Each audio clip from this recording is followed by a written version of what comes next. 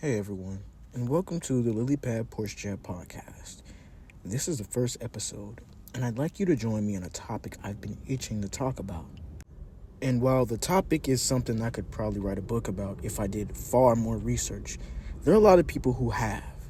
And I kind of just want to talk raw about it because I feel like that may be the best and most earnest way to feed to you what I've been thinking on for a minute. I think this country is eating black people, and I mean more specifically that the culture of white people feasts on black and brown bodies, that the diet of the white life is sustained on black bodies. Obviously, I need you to understand that, of course, I ain't saying that every white person is just eating black people in their homes, but I'm saying that this type of consumption is not just limited to the actual gnawing and chewing of a black body, which we can discuss, but I also would like to in turn talk about the spiritual consumption of black bodies, how we are broken down into our most desirable and sought after traits, shot out and repackaged as a commodity.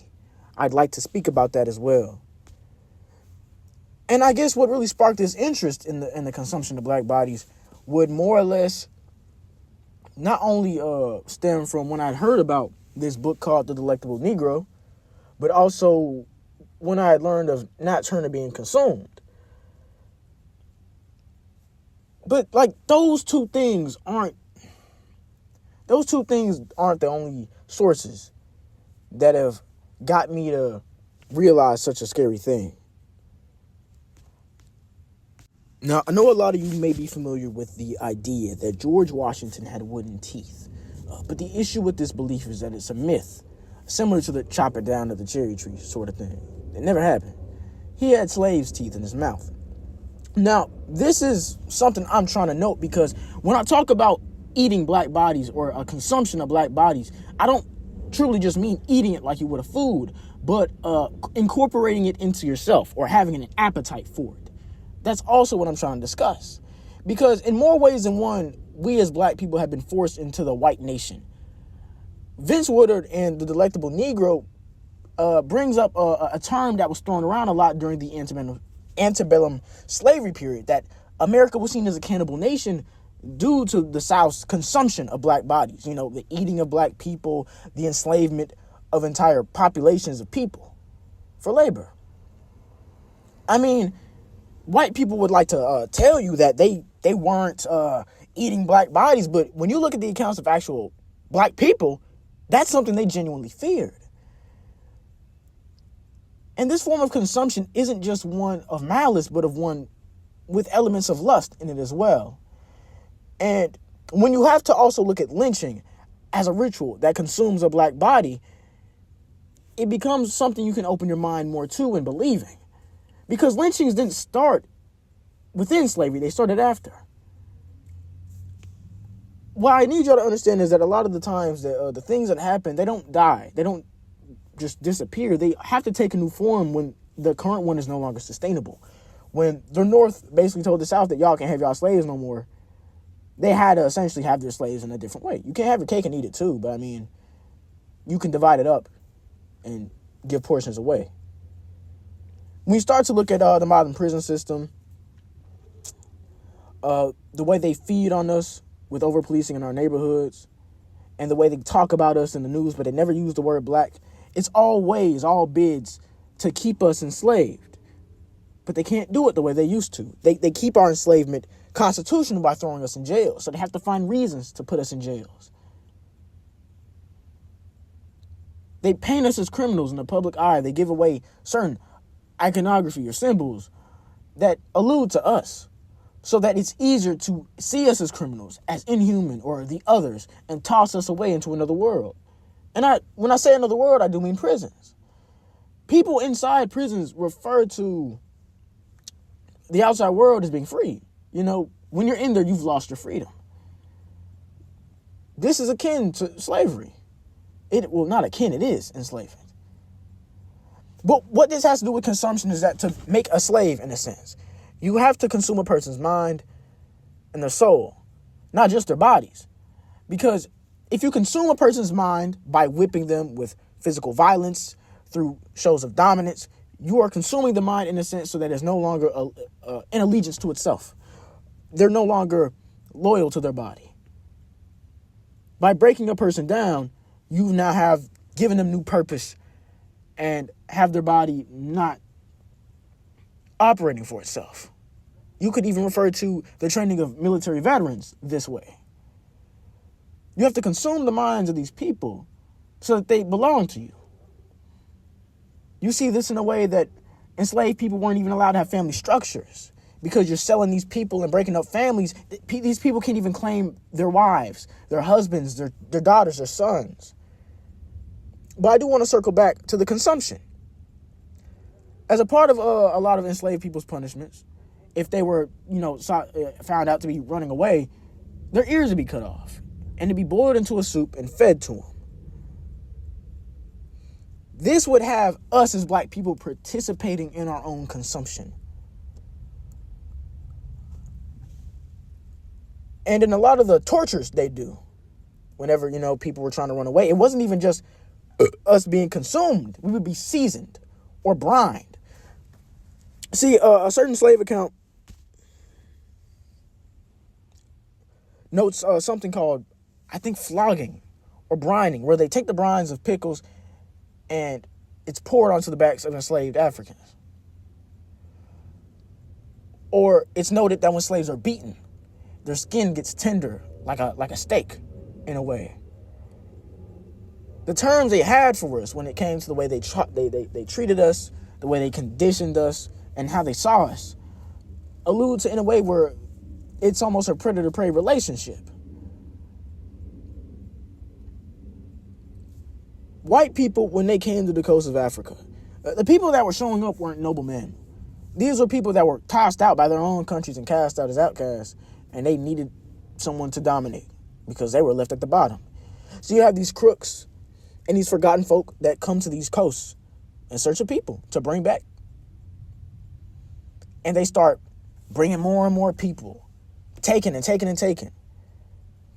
They fed on the land of Africa and its people until they now had grown dependent on it. Our countries are built off of the exploitation of people in countries like Congo. Phones built out of shit that they take out of the earth with their bare hands. These countries is consuming entire portions of Africa with it left not to even fend for itself. And in some recent time, I've kept up with, I think, a user that I'm mutuals with, the Nigerian Marxists. He talks about how there are African countries banding together to push out these imperial nations out of the countries. Because no longer they're going to have bites taken out of them by these forces that seeks to rip out of their land and take from its people and never even give them credit for the things that they've essentially taken.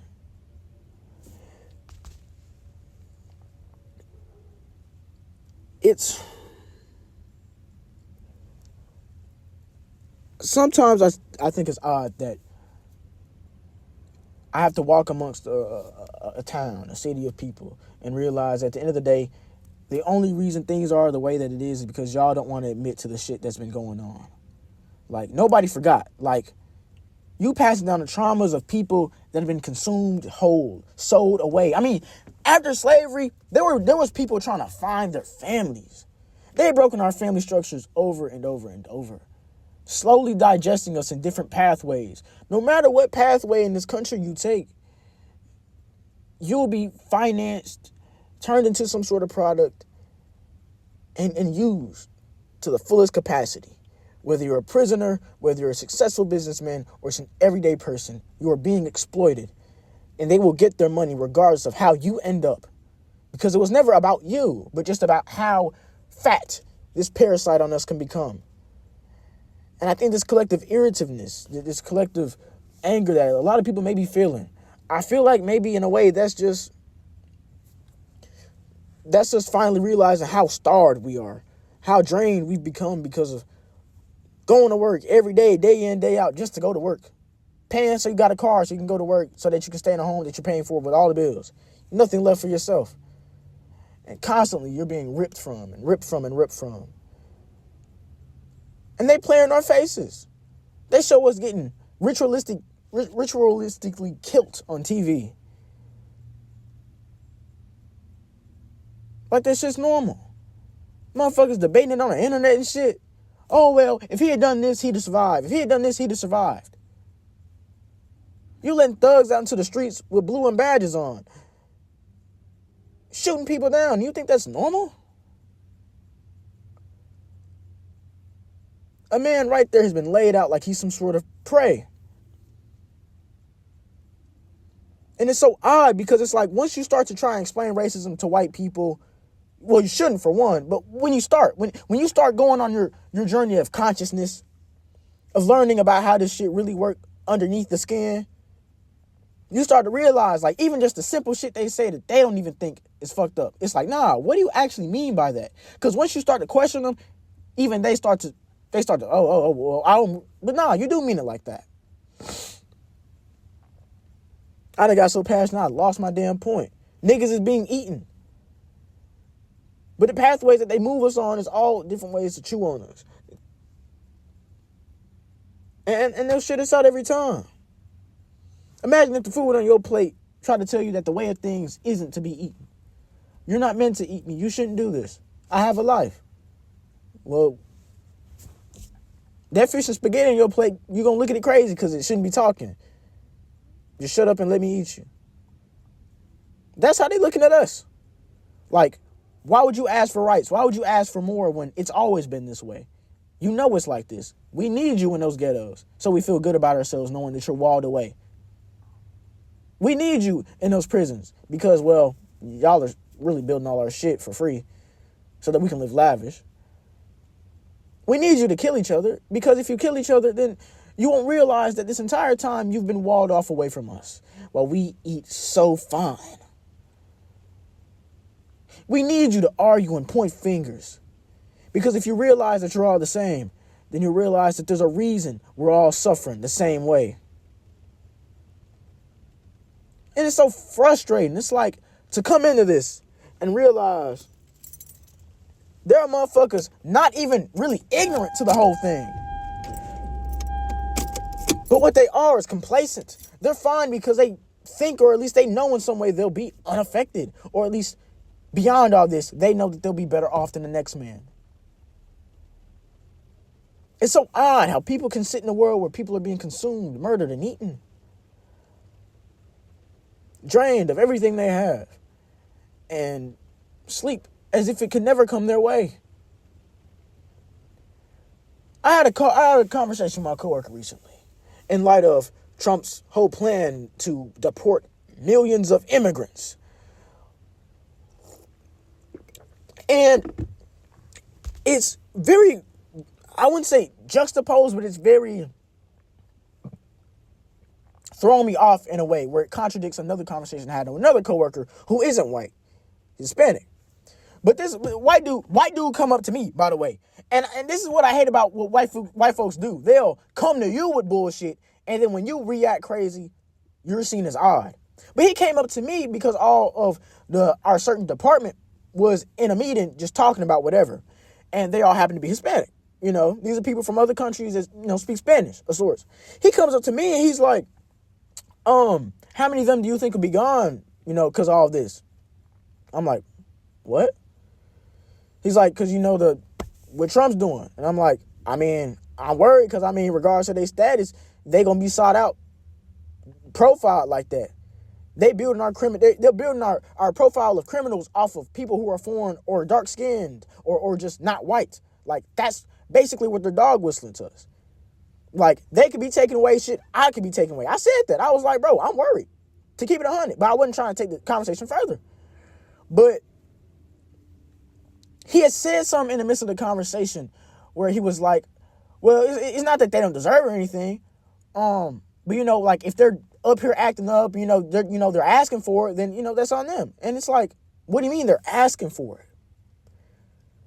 What do you mean asking for it? And it's like, you have this idea that immigrants are people that are just criminals, individual criminals that come across the border to commit crimes. No one's coming to another country to commit crimes when there are people that are around them that they can rob. The people that are showing up in these countries are families looking for better lives. These are people that are trying to keep their heads down, get their money up, and be safe. Niggas is trying to live their life. And you thinking that the motherfuckers that show up here is just criminals? You think that the criminals, your enemies, are coming from other nations across the seas, across the lands, across the water? No, your enemies are the niggas on the TV screens telling you who your enemies are. They don't even eat off the paper plates and paper plastic forks and spoons that you do. They eating on bullshit porcelain and metal. But you would really listen to them because you'd rather be told where your problems lie than have to pick it apart and question it for yourself. And this shit aggravates me. Because it's like, why would you even come up to me and ask me some shit like that? Do you think I'm one of them? And he said something that, like, in the moment, like, and it's something crazy that these folks do, because in the moment, you don't fully realize how fucked up it is they saying, but you can pick up on it. He was like, oh, well, I didn't expect you to say all that. I was just talking about simple stuff. There's nothing simple about this. They want those prisons around so they can cart niggas off to do slave labor. That's what they're doing. But you want to sit here and be in front of me and act like this is just, oh, they're going to go home and they're not going to be here to bother us anymore. Like, no, they're about to put a lot of us away. Niggas they trying to have motherfuckers go missing. They trying to destabilize a lot of shit. Niggas can't eat. Like, what is motherfuckers not realizing? And it's like when, and I just want to bring up the TikTok ban for a second, because when niggas started interacting with Chinese citizens, and you know what I'm saying, they started realizing that, you know, the Chinese folks is having better livings, not as much money to spend. Like, people is realizing, hey, we look like idiots. They're making fun of us. We thought we was numero uno. No twist. No.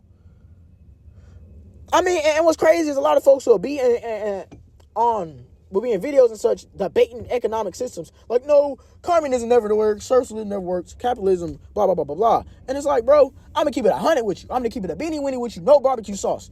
To the simple man, what they are saying is the capitalists are starving in masses and the communists are eating well and not having to pay for a fucking ambulance so that they can not die from a paper cut. You can talk theory with motherfuckers all day, but what they see and what they feel and what they understand is that, hey, I'm hungry, there is unrest, and I still gotta go to fucking work.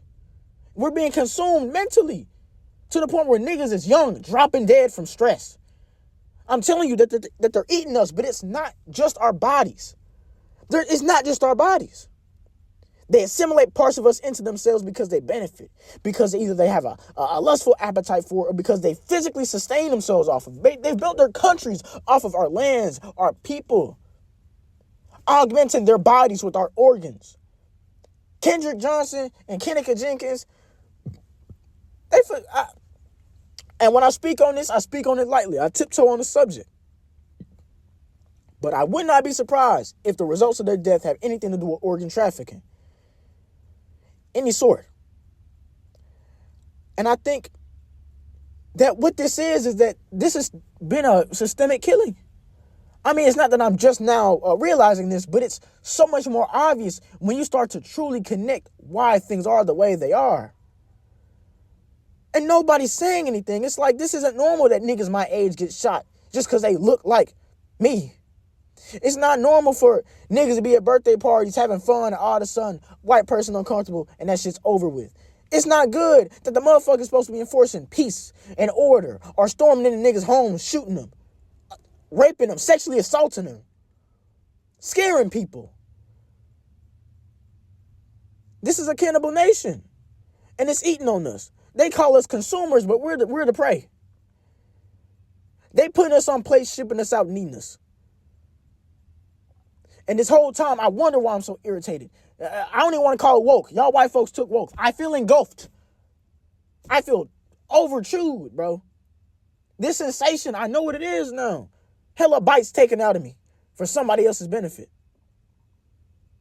This shit ain't it. And I guess this podcast is the vent, because I can't just yap in niggas' ears all day. My volume control sucks. I can't whisper, but I can't talk too loud either. Another thing I want to say about the consumption of black bodies. They mold us into acceptable types of people for them to consume so they can justify eating us, so that they can say that we were complacent or that we consented in our consumption. They portray aspects of us on TV that we feel like are the only way we can participate as success stories in a society, whether it's for black men, athletes, or rappers, or in some ways a criminal or a failed father, because those archetypes are allowed to be feasted upon and set out of society. Or the black women, they say that you must either be some caretaker that burdens every role for yourself, regardless of how other people feel, or you have to be some sort of promiscuous broad with no name and no matter. They're preparing us, they're seasoning us, and they never stop. These people talk about that the reason racism exists is because people hold on to old stuff. That we're the ones that talk about racism too much. But the thing is, y'all still tote the flags of enslavers. You're talking about its heritage that you got that flag on you. But let's be honest now. That flag was fought for and died under by enslavers. There were people that took up arms and thought earnestly, I will die and kill for my right to own another person. And you claim that heritage. That's not a light burden that's not a light burden to bear on your shoulders. We're not talking about, oh, well, I come from a long line of failed businessmen. Because, I mean, if you was white and you had no slaves and you was fighting for the Confederacy, you were fucking stupid. Fighting for slaves you ain't even had. But let's really talk about... Hold on. My fault, y'all. I thought something was interrupting me. But I also want to bring up something notable. I think 5 or so days before MLK's assassination, after an oration of sorts with a crowd of people, his friends had expected him to be more jovial, more happy about the reception, more hopeful that things could be better received after. But Martin meets his friends with a heavy heart, and he says that he fears he's led his people into a burning building. But I think maybe it's more precise, maybe it's more accurate to say that we had walked right into the jaw, the gullet, the belly of the beast. And it's taking its time to digest us before it shits us out. And it don't care if we go in fighting or complacent or unknowing. It is consuming us, and it won't stop until we kill it. And so I guess by some extension, I don't even truly just mean that black people are being consumed. I mean, yes, literally, they still eat us. They still use our body parts. They benefit off of us. They feast on us. They feast on our culture. They take from our lands and our people. They take our names and put a new one on them. Rename us, repackage us. That's the case. But but underneath this capitalistic economy, other people are falling victim to that same consumption because they didn't want to stand with us when we fought against it, and they thought that they would be exempt from being chewed up and spit out and chewed up again and digested and shut out. They don't think that the saliva is burning them. They don't think that the stomach acid is drowning them. But they'll notice when they're on the other side, covered in shit. My fault, y'all. The porch getting a little rickety. I should lighten the mood. I don't need to be so depressing. But it is a serious topic. The idea of being consumed, whether it's with some sort of malicious, lustful, or insatiable appetite. This tea, oddly enough, is not that good. But I guess it's a lot better for my body than a Sprite. I love Sprite, by the way. It's so strange that they've also consumed our spirits, our souls. You know, on my TikTok and such, I talk about the cultivation of the soul. Because, you know, there are different ways for people to cultivate their mind, body, and souls. But I feel like our souls are uncultivated. I feel like that soul is where we tap into our creative energies. I mean, I make art, so of course for me, maybe in a way, it's a spiritual practice. To hold in place what I don't have in terms of a theological belief. It's how I process the world. It's how I take notes and measure my own milestones, I guess. And I feel that they have taken away the arts and buffed children, or not buffed children, they've nerfed children's reading abilities so that people can't cultivate themselves to truly realize the bounds of their enclosure, but also realize the power they have to remove themselves from it. They leave our children uncultivated and without an appetite to seek more from this world, that we can have more out of this, because we're being exploited. Solidarity, I saw, is something that is taken away, that is hacked away at, not something that we're without. You get what I'm saying? I pause a lot when I talk. Honestly, I thought starting a podcast had me more yappity. And I don't know how rigid or how fluid I should be with this.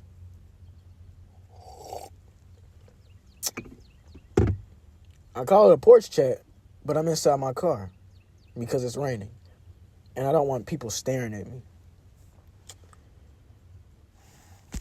A lot of the ideas I have, or at least the beliefs that I hold dear, are a lot easier to convey with characters on my head. That's why I be drawing. I mean, because as a kid, I was drawing stuff. That filled me up. That was how I ate. It spoke for me too, in a way. Because I was a kid that was quiet. I mean, like, bro, I really wasn't talking much. But I'd process the word, I digested, and I expel it in the form of this artwork. And that's what kept me fed, even the moments where I couldn't eat, in a way. And to see that that's what's probably kept me going in this world after all these bites taken out of me and these realizations that have blown holes, massive cannons through my perspective. I've used the sustenance from that creativity to build something a lot clearer and more beneficial, a lot more warming in its engulfing embrace. I hope that don't sound strange, but I gotta keep the topics somewhat related to consumption in a way. Not that I'm speaking bullshit, but that's so I'm not just rambling like I didn't come in with a plan. I came in with a plan to talk about consumption.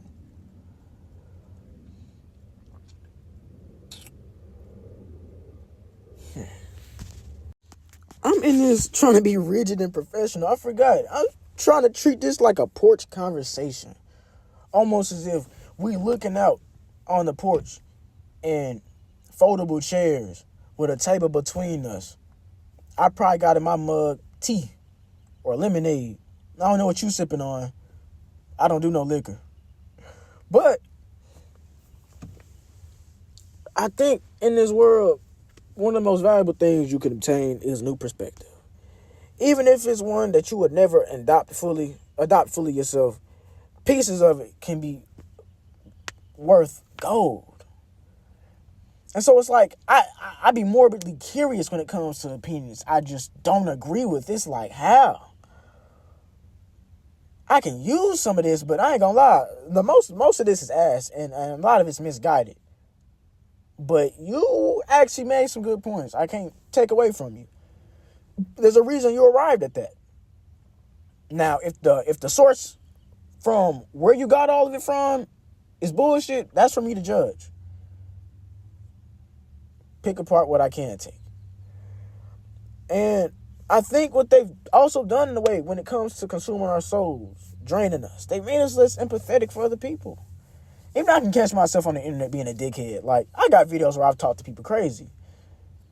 And there's a link between people in the U.S. that, more internet usage can make you less empathetic. And now that TikTok is gone and I'm making less videos, I'm going to keep it 100 with y'all. I'm going to keep it a beanie witty with y'all. No barbecue sauce. I'm kind of relieved. Like, yeah, TikTok is back for everybody. And, like, I got a phone where I can scroll on it and stuff. But it's not the main phone I use. And it also doesn't have any service. So I just scroll on there whenever I feel like it. But now that it's not there anymore, I mean, yeah, I'm not going to lie. I have wasted a lot of time on Reels. But I'm going to keep it honest. I don't really be on my phone as much. I mean, I also just be on the phone with people or texting. But it's kind of relieving, like, not having a new drama in my face every 5 minutes. These people fight about this. These people fight about this. People eating this and doing this stupid ass shit. Oh my God, this country just collapsed. Oh my God, our government's doing the same thing again. That's what it felt like being on there. But it was a show. It was a spectacle. It was our circus. And a lot of people built their lives on that. And it felt freeing in a way. I mean, that's what niggas was feasted on for a lot of their time. It was a connection to the world. It was the only way to digest the environment that their creator has given them, or the sands of their pile that have emerged in their lifetime have yielded to them. I mean, there's a lot of different beliefs in this world, and I think they're all just a different structured path to the right source of sustenance to keep yourself ever filled and ever content. But I can't really tell you. I just be talking sometimes, and this is an outlet for that. That's why you here on the porch with me, and I'm yapping, because it's a lot more comfortable than having anxious thoughts run through my head, having these nibbles and bites taken out of me that leave me in distress.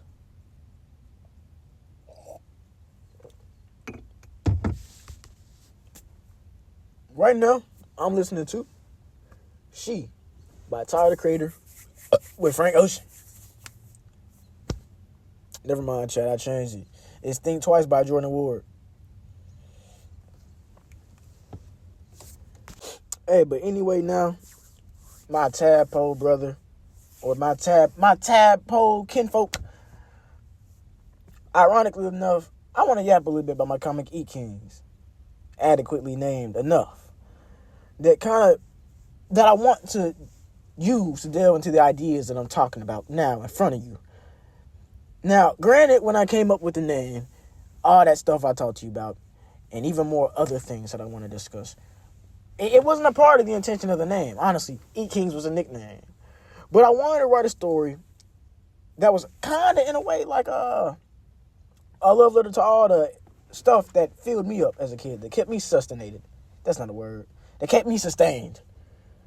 That filled my heart up. That made me happy. You know, the media and art forms that I consumed that made me so happy.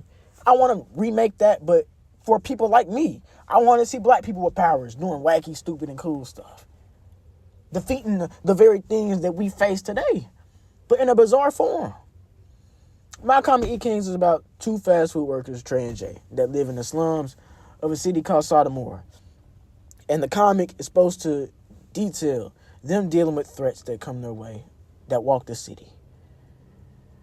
I want it to be a sort of expansive type of adventure that kind of has these characters discover these new lies they have after a certain event, and how everyone in the world and things before them and beyond kind of coalesce into the current event that they'll soon experience. Well, not current, but the ongoing. These two characters are going to take place on a stage, one that they don't even realize the true scope of. But they're two fast food workers.